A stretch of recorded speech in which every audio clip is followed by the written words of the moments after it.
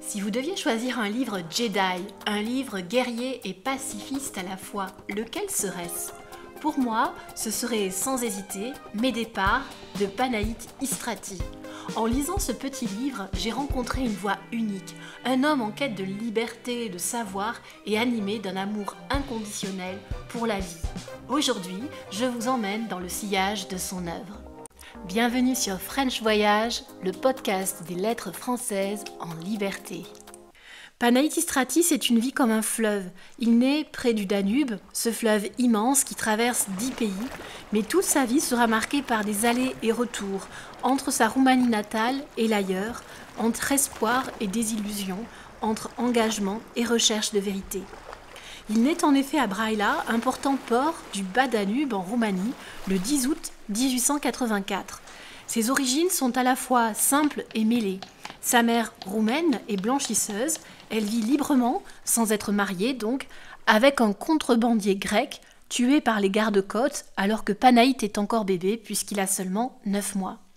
Dans ses écrits, nombreux, fictions comme échanges épistolaires, Panaït Istrati restitue le souvenir d'une enfance à la fois structurée par l'éducation que lui prodigue sa mère et libre, puissamment sensible au contexte de la rue, sa belle strada comme il l'appelle, ses petits métiers, sa dramaturgie propre, son théâtre de rue pour ainsi dire, et ses rapports au pouvoir. Gardez bien en tête cette dernière notion de rapport de pouvoir, car en effet, très tôt, il va avoir conscience des rapports de domination, de tout ce qui peut opprimer aussi l'enfant et au-delà l'adulte qui travaille. Très jeune, il va forger un rapport particulier au langage. La langue de l'écrivain gardera ensuite un sens de la couleur, du rythme. Elle est émaillée d'images, d'anecdotes. Ce qui est assez frappant, elle est émaillée de beaucoup de chansons. On entend la musique de rue dans la prose de Panaït Istrati, mais aussi des jurons, le tout conservé en roumain, donc en version originale, dans le texte français. Le jeune Panaït, c'est donc la figure de l'enfant de la rue, mais c'est aussi, et là il est très intéressant, tout de suite une anomalie sociale. Pourquoi ? Parce que dans Mes départs, comme dans Codine aussi, un autre roman, il nous montre un enfant que les bons soins de sa mère placent tout de même en décalage par rapport aux autres gamins des rues, livrés souvent à eux-mêmes et vêtus de guenilles. Et puis le petit Panaït, on va l'appeler comme ça avec tendresse, a soif de savoir, ce qui le singularise. Il a faim d'apprentissage. Il a quitté tôt l'école, sans regret, parce que cela clairement le barbait, comme il l'écrit. C'est la figure de l'autodidacte. Il lit en fait tout ce qui lui tombe sous la main, et ce très jeune, sans se préoccuper, bien sûr, on s'en doute à l'époque, de savoir si c'est une littérature adaptée à la jeunesse.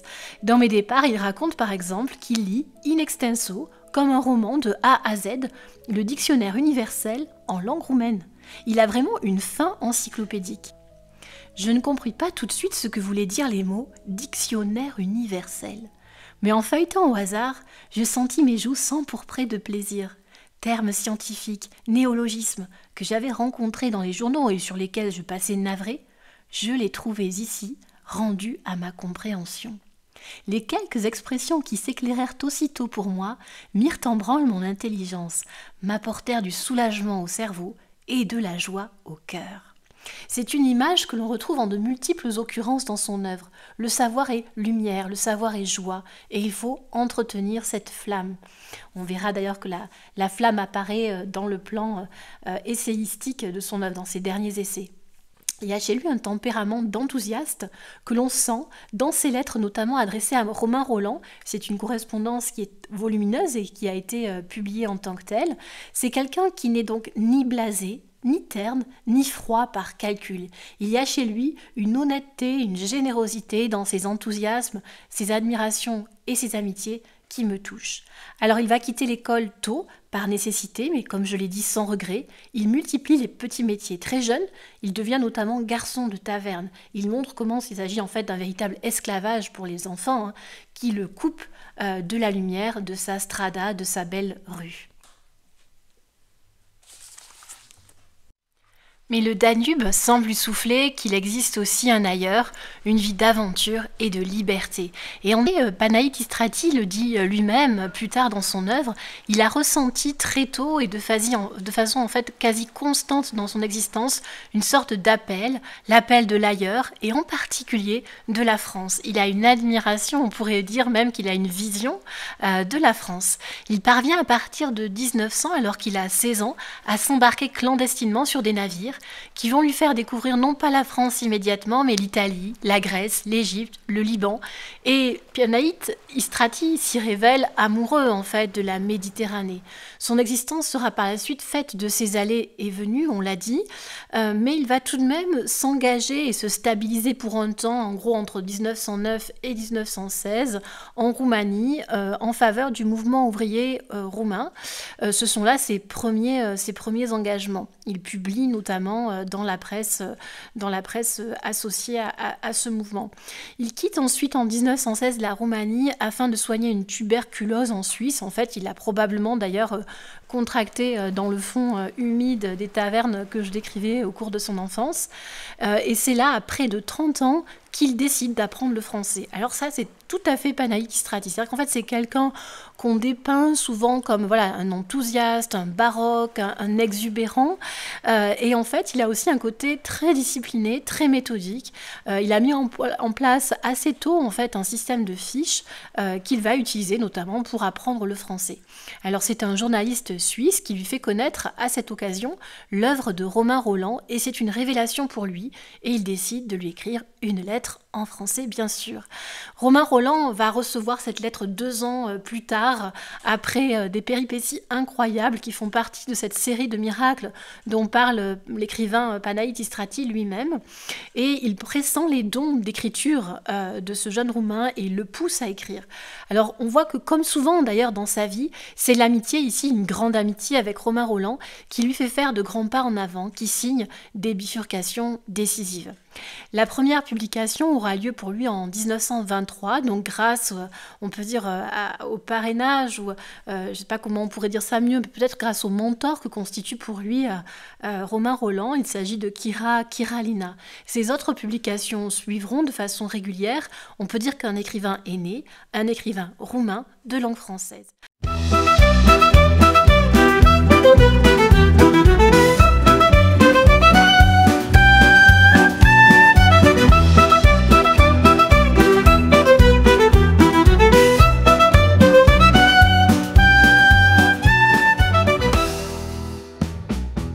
Il faudrait bien sûr tout citer, c'est une œuvre abondante, mais il suffira de dire que c'est une œuvre à 2 visages. Il y a le Panaït Istrati des romans et le Panaït Istrati des essais, avec bien sûr aussi des articles dans des revues de l'époque et une correspondance riche.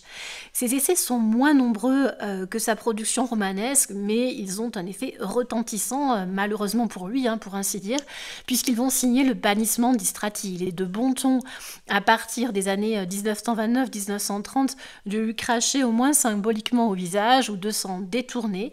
S'ensuit pour lui une phase qu'on pourrait qualifier de tri-relationnelle, comme cela peut arriver après une épreuve, mais cela n'entache pas sa joie du savoir, son sens de la lutte saine. En effet, il a publié 3 tomes d'essais qui s'intitulent Vers l'autre flamme et qui montrent en 1929 une forme de lucidité par rapport à ses voyages en Union soviétique. Alors, à l'époque, seuls quelques initiés savaient qu'en fait, c'était Victor Serge qui avait écrit le 2e tome avec lui et Boris Souvarine le 3e. Il demeure qu'il est tout à fait solidaire de la vision de ces 2 écrivains et qu'il voit lui aussi ce que les autres n'ont pas voulu peut-être voir.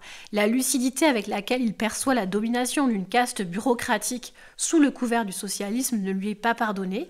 Il est alors aisé de lancer une véritable campagne de calomnie en le caricaturant sous les traits du contre-révolutionnaire.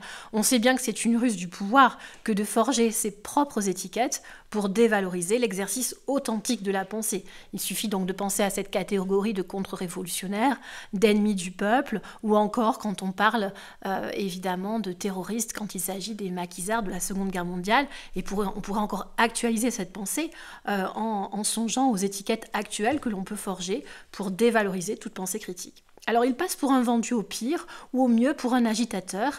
Il est en réalité constamment honnête. À vrai dire, j'ai l'impression qu'il ne sait pas faire autrement. Il dénonce même l'empire des ténèbres. C'est une formule que l'on trouve dans Vers l'autre flamme, le tome 3, et là est peut-être précisément son immense force.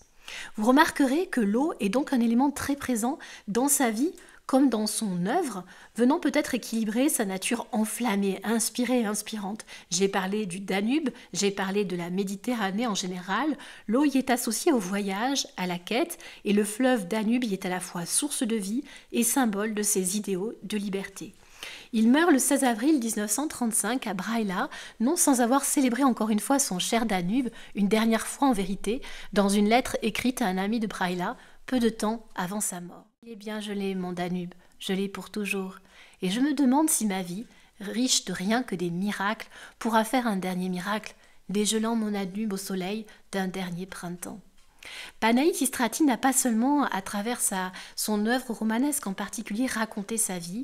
Vous verrez qu'il a célébré la liberté, l'amitié et cette flamme intérieure, cette petite flamme qui nous pousse à apprendre, à comprendre et à dénoncer ce qui nous opprime pour oser être nous-mêmes. C'est une vie riche de miracles, comme il aimait à le dire, et si le Danube traverse sa vie, il irrigue aussi tout de suite, on va le voir, son œuvre, nourrie par les paysages qu'il a découverts et les âmes qu'il a rencontrées. C'est l'occasion maintenant d'aborder, je dirais, les thèmes, les motifs fondateurs de son œuvre. À mon sens, il y en a 3. La nature, qui est bien sûr bien plus qu'un décor chez lui. La liberté, qui s'exprime aussi à travers une certaine peinture symbolique des paysages. Et bien sûr, on n'oubliera pas le motif fondateur de la strada dont j'ai commencé à parler, le motif de la rue, propre à l'enfance. Mais laissons-nous d'abord bercer par les vagues du Danube, célèbre valse composée en 1880 par Iosif Ivanovici, compositeur roumain d'origine serbe.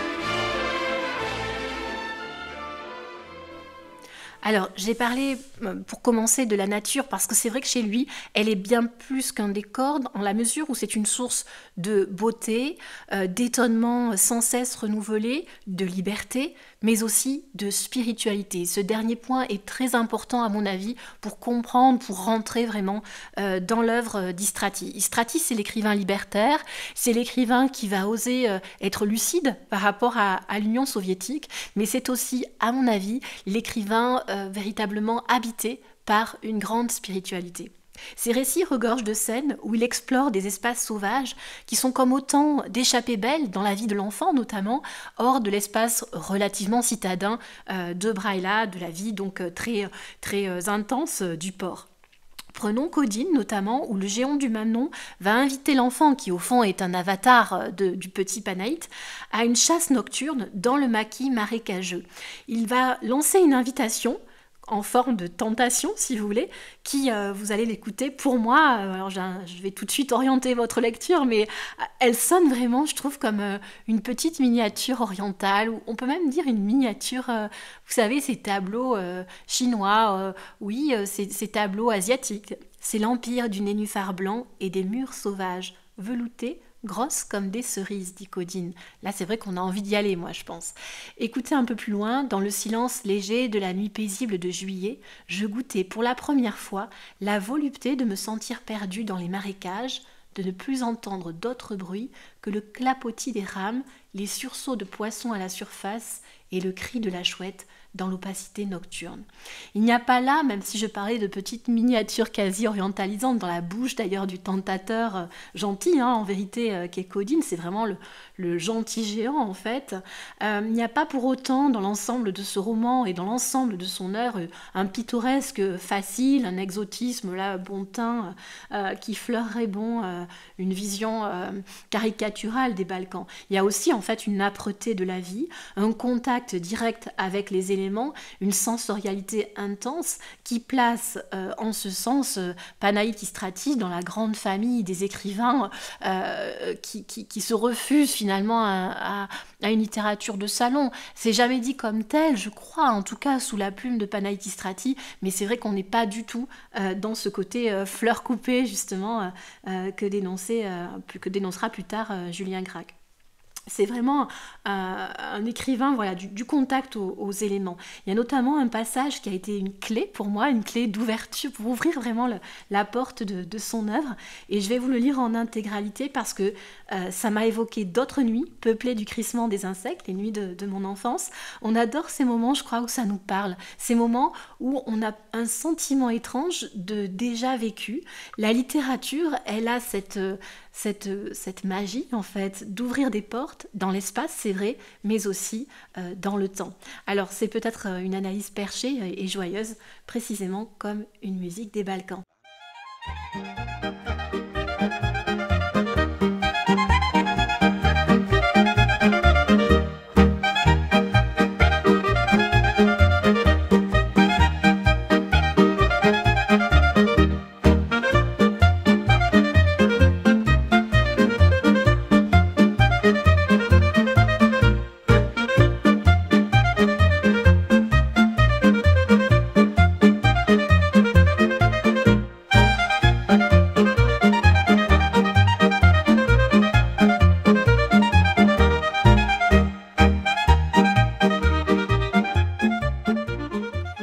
De cet été-là, je le passais comme d'habitude à Balnovinesti, entre mes oncles Angèle et Dimi. Avec le premier, je faisais l'apprentissage de garçon cabaretier. Avec le second, je me grisais des derniers flamboiements d'une liberté qui devait passer dans le domaine des souvenirs que l'on n'oublie plus. Le matin, à la fraîche, oncle Dimi partait avec son fusil pour tirer les grives qui mangeaient le raisin. Je le suivais furtivement, comme un chien qui craint d'être renvoyé à la maison. Le soir, je grillais des épis de maïs vert. J'écoutais le concert des cigales, l'appel des grenouilles et l'aboiement des chiens. Après le dîner, si la nuit était belle, j'accompagnais l'oncle au pâturage, où, veillant les chevaux qui broutaient autour de nous, il fumait sans arrêt, causait avec d'autres paysans et consultait l'heure à la position des étoiles pendant que je dormais, enveloppé dans sa djebba. Le dernier mot est un mot roumain et conservé comme tel dans le texte. C'est un des exemples que je citais tout à l'heure, où il fait vraiment résonner aussi sa propre langue dans la langue française. Alors, c'est vrai que pour moi, ici, il y a comme un beau vers. Il y a une phrase qui est parfaite. Je vous la relis. C'est celle-là vraiment qui m'a particulièrement touchée. Si je gardais qu'une phrase, si je n'emportais qu'une phrase de Panaït Istrati là, sur l'île déserte, ce serait celle-là. Le soir, je grillais des épis de maïs vert. J'écoutais le concert des cigales, l'appel des grenouilles et l'aboiement des chiens. Il n'y a rien à retoucher. Elle vibre, cette phrase. Alors, il faut évoquer au titre des paysages particulièrement inspirants de cette nature vibrante et symbole aussi de spiritualité, il faut évoquer le cas du plateau du Baragan. C'est la colline inspirée de Panaït Istrati. Et je fais vraiment exprès de citer ici le titre d'un roman de Barès, Maurice Barès, donc publié en 1913, parce qu'il y a vraiment un parallèle à faire. Et puis on est quand même sensiblement dans les mêmes années. Le plateau du Baragan apparaît dans un roman au titre enchanteur, un petit texte, 119 pages seulement, qui s'appelle « Les chardons du Baragan ». Si vous n'en lisez qu'un, lisez Mes départs ou bien Les chardons du Baragan. À mon avis, ce sont deux portes d'entrée dérobées, des petites portes, qui permettent de rentrer vraiment dans l'œuvre de Panaït. Si vous voulez vous trouver seul avec votre Dieu, allez sur le Baragan. C'est le lieu que le Seigneur a octroyé à la Valachie pour que le Roumain puisse rêver à son aise. Allongé sur le dos, vous sentez l'assiette terrestre qui se soulève et monte vers le zénith. C'est la plus belle des ascensions que puisse faire le pauvre dépourvu de tout. La terre n'a pas été donnée à l'homme rien que pour nourrir son ventre. Il y a des coins qui sont destinés au recueillement. C'est cela. On sent une lecture spirituelle de cette terre, de ce plateau isolé et âpre où seuls poussent des chardons. Le chardon et le plateau deviennent sous sa plume un symbole de liberté qu'une indigence apparente, à la fois apparente et réelle, viennent révéler. Une indigence réelle, puisque c'est une terre pauvre, rien n'y pousse, excepté ces chardons, mais apparente aussi parce que finalement on y retrouve les vraies richesses, au sens où l'entend Giono dans ses essais. Là aussi je cite à dessein Giono parce qu'on a en fait une famille de pensée. On a aussi, je pense, des années tout à fait proches, hein, on est dans les années d'entre-deux-guerres. Cette terre va susciter l'attrait et le rêve de l'enfant. Lui-même rêve de voler dans le Baragan avec les chardons emportés par le vent froid de septembre, le fameux Krivats, à la fois espéré et craint, espéré par les enfants, craint par les adultes, parce qu'en fait il annonce la saison froide et on est dans un climat continental. Ce sont alors de très beaux passages que vous pourrez découvrir dans les chardons du Baragan, où l'on voit les enfants, une petite troupe d'enfants, voler littéralement avec les chardons. Il y a une poésie et aussi je dirais un caractère poignant de ce texte. Voilà, je n'en dis pas plus, lisez-le. Voilà.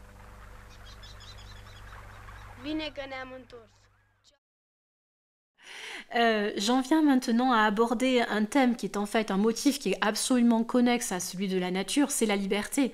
La liberté pour Istrati est une valeur centrale. Dans les plaines du Baragan, qu'il célèbre donc dans les chardons du Baragan dont je viens de parler, je l'ai dit, il rêve justement d'être emporté, d'être comme coupé en fait d'un monde et de devenir ainsi ballot dans un monde sans entrave. Cette quête de liberté, il la partage avec les figures légendaires des Haïdouks des Balkans. Les Haïdouks, ce sont des figures de rebelles qui luttent à l'origine contre l'envahisseur turc et qui vont en fait voler aux riches pour aider les pauvres. Alors, on rejoint ici des figures légendaires que l'on trouve aussi dans notre culture. Je pense évidemment à Robin des Bois de Sherwood, ou plus proche de nous en France, à Louis Mandrin.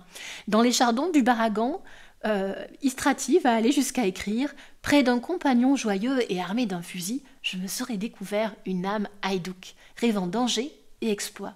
Pour lui, en effet, tout vaut mieux que, je le cite, le croupissement dans une vie soumise. Liberté, figure des haïdouks, figure du rebelle, mais du rebelle généreux. » Et puis, troisième et dernier motif absolument central, j'en ai déjà parlé puisque c'est quand même là aussi qu'il naît, c'est la strada, c'est la rue dans des quartiers parfois compliqués de Braila, c'est aussi la vie du port. La strada, c'est le théâtre où se joue la vie, dans toute sa richesse, humaine mais aussi dramatique.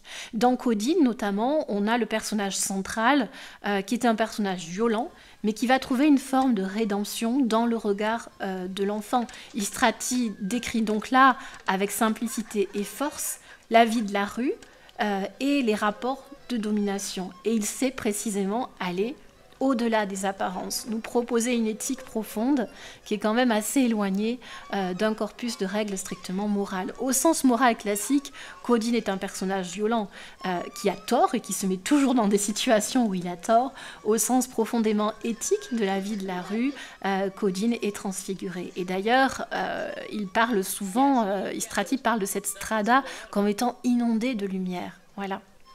Alors, c'est l'occasion pour lui de mettre en avant un style simple mais puissant, oral. On entend, je l'ai dit, les musiciens de rue qui amplifient en fait finalement un style qui amplifie l'intensité de ses descriptions mais aussi de ses réflexions. Il aime ce monde de la rue, il aime ce monde plein de chiens, de chats. C'est le bordel en fait, pour simplifier. C'est le bordel et souvent c'est assez sale. C'est plein d'enfants, mais d'enfants en guenilles, tout se mélange un petit peu. À travers ces thèmes, on le voit, Istrati se révèle comme un écrivain profondément enraciné dans le réel, mais attention, je l'ai dit, porté par une vision presque mystique de la liberté et de l'humanité. Ce que nous dit en fond Istrati, et il nous le dit jusqu'à aujourd'hui, ça en vaut la peine. Ça en vaut la peine de quoi? Eh bien de s'engager. Et on va aborder cette partie sur les engagements d'un écrivain à la fois libertaire et profondément spirituel.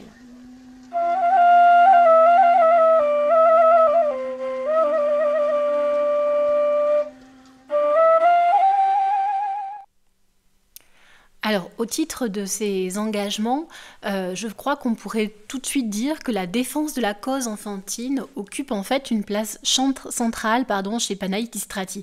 C'est pas forcément ce que la postériorité de l'œuvre a pu retenir. On a surtout retenu l'engagement de Panaïtis Strati contre en fait la tromperie que constituait l'Union soviétique. Mais on peut dire, je crois, en fait, qu'Istrati est aussi et peut-être d'abord un écrivain de l'enfance, ce qui le rapproche des plus grands tels que Victor Hugo.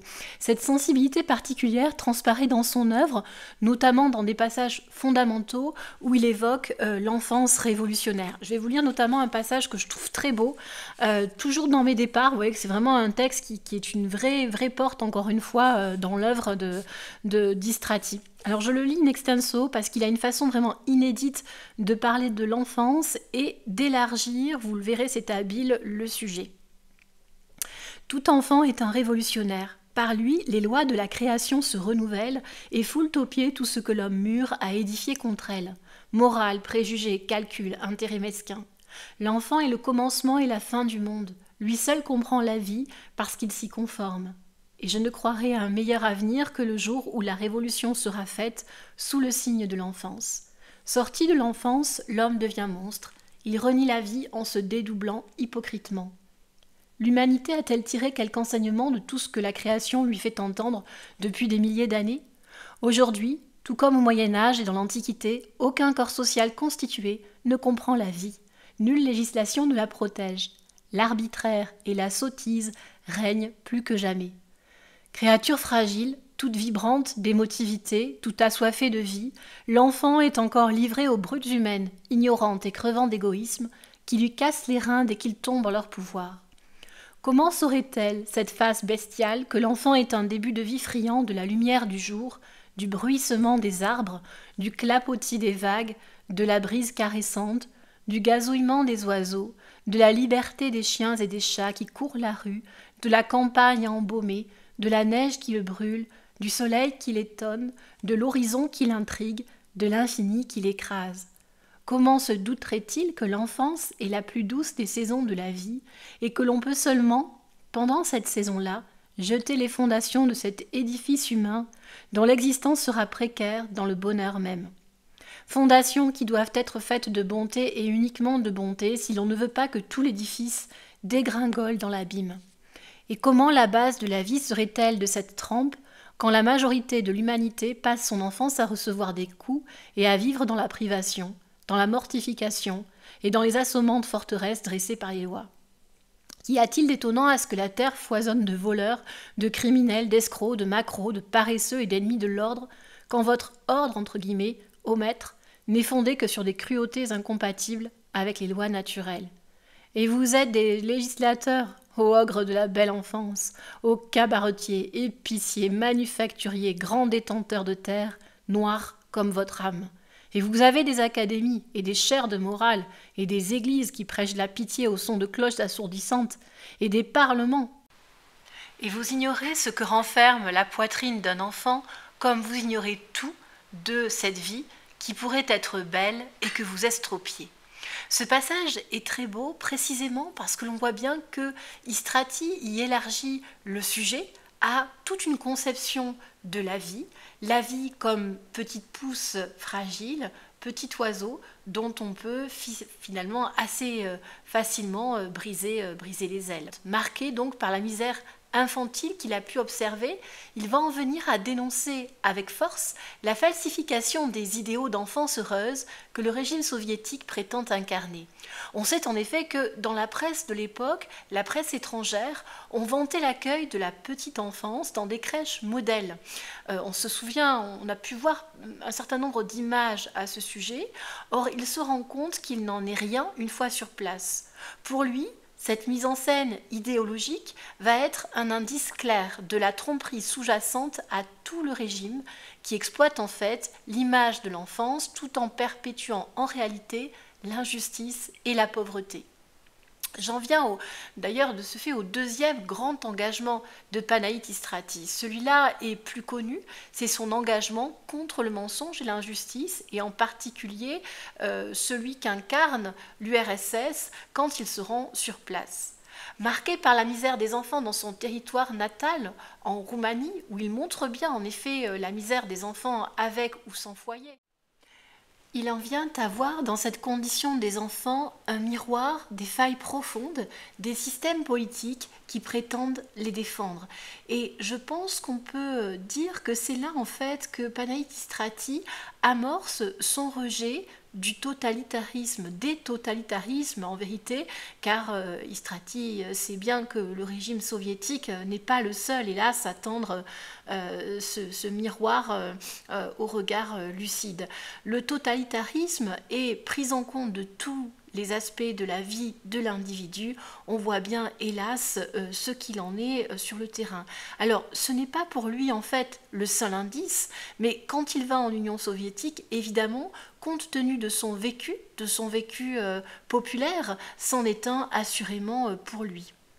Dans la trilogie d'essais qui s'intitule L'autre flamme, et qu'il va en réalité, on l'a dit, coécrire avec Victor Serge et Boris Souvarine, il va en venir à dénoncer tout un édifice bureaucratique qui écrase l'individu, et cela va même plus loin. Donc vous voyez, à partir de l'enfance, dénonciation du système bureaucratique, au-delà, il va montrer que ce qui est écrasé, c'est la possibilité, l'idéal même d'une justice universelle. Ce qu'il faut donc retenir, c'est que Istrati, c'est l'enfant de la rue. Et ça, en fait, il ne faut jamais l'oublier. Par conséquent, il connaît, on pourrait dire familièrement, l'embrouille, il connaît les faux semblants, et il ne va pas se laisser berner par ce qu'on lui présente comme étant pourtant le camp du bien. Alors, ce courage de combattre sans adhérer, c'est-à-dire de s'opposer au mot d'ordre ou aux chapelles fermées, il va le payer cher, très cher même, mais on a en vérité des indices dans son œuvre qui nous montrent de façon quasi prémonitoire, on peut le relire évidemment à rebours, qu'il est prêt à en accepter le prix. Il a une conviction qu'on trouve déjà exprimée dans Mes départs, je le cite, « Combattre pour une idée, combattre pour un sentiment, pour une passion, pour une folie, mais croire en quelque chose et combattre, voilà la vie. » En s'attaquant donc à l'imparente perfection du régime soviétique, il devient une cible de choix. C'est-à-dire qu'il y a, je l'ai dit, une campagne de dénigrement orchestrée qui cherche à le réduire au silence. Pourquoi est-elle aussi violente? On peut s'interroger, parce que Panaït Istrati n'est somme toute pas une des figures vraiment de proue des intellectuels de gauche à ce moment-là. Pourquoi? Parce qu'en fait, il s'agit à travers lui de barrer la route au suivant. C'est-à-dire que Moscou veut absolument le réduire au silence pour qu'il n'y en ait pas d'autres qui cherchent à parler comme lui. Pourtant, sa plume reste un outil de combat, et comme je l'ai dit, il accepte l'épreuve.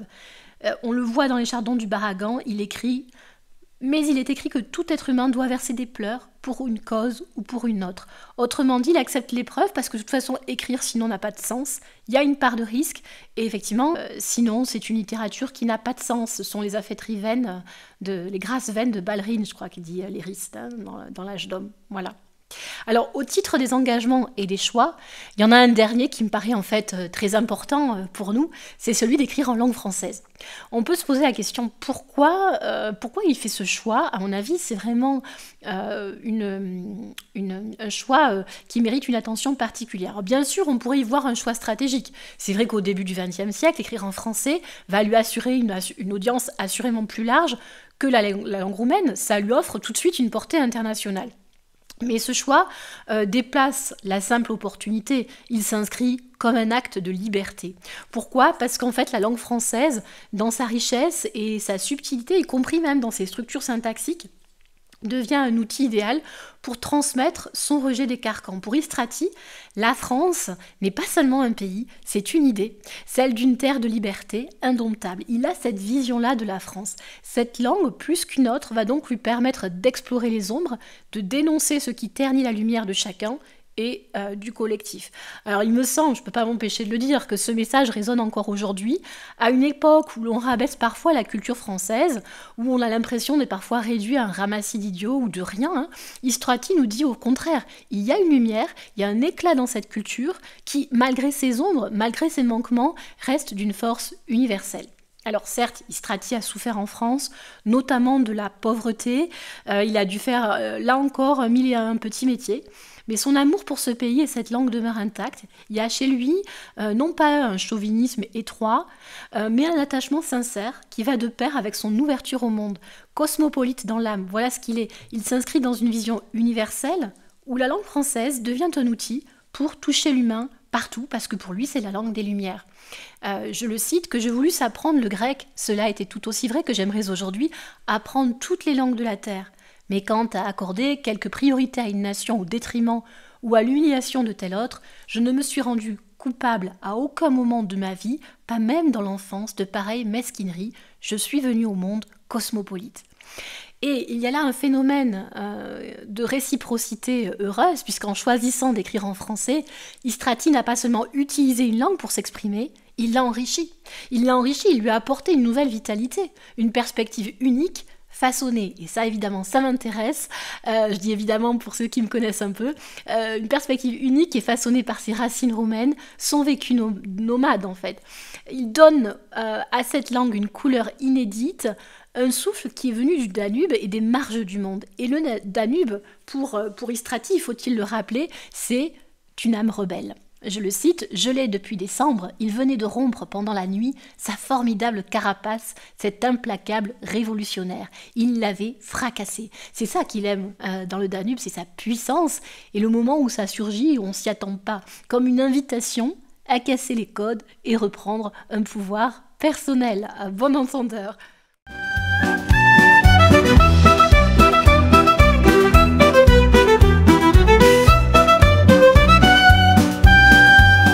Sa vie relativement isolée, Panaït Istrati revient à sa source, Braila, en Roumanie, là où tout a commencé.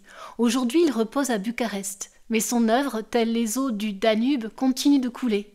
Universelle, libre, elle demeure porteuse d'horizons qui n'appartiennent à aucun lieu fixe, mais à tous ceux qui cherchent une vérité humaine. Si je devais résumer cette tentative d'introduction générale à travers mes choix de lecture, je dirais que Panaït Istrati, c'est une vie et une œuvre intense, profondément loyale à son milieu d'origine, sans jamais sombrer dans l'illusion. C'est une œuvre qui est traversée par son amour inébranlable de la vie, par de grandes amitiés et par un sens rare de la générosité. C'est un écrivain qui, par-dessus tout, nous rappelle que la littérature est un acte de liberté. Alors il faut lire Istrati pour sentir la vie, pour renouer avec une littérature qui ne se complaît ni dans la facilité, ni dans le désespoir.